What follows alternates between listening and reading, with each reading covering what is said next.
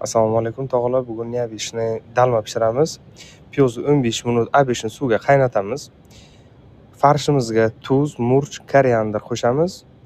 Дополнительно o'zlaringizga perez yoki pomidor qilsangizlar bo'ladi manda. Risni где-то bir yarim piyolacha ris birinchida ivitib qo'yamiz tog'ajon. 15-20 minut iliq suvga ivitib qo'yamiz. Keyin farshga qo'shib tashlaymiz tog'ajon. Men buni zagotovka qilib olib qo'yaman tog'a, morozelkaga olib qo'yaman.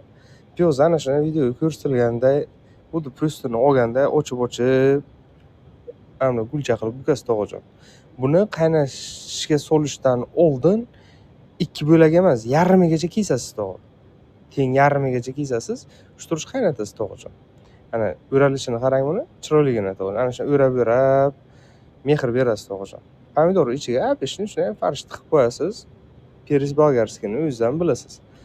Buni pishirish tog'ajon tomatga pishirsangiz ham bo'ladi, yo pomidor sokiga pishirsangiz ham bo'ladi. Tog'a keling, bir choy qilay.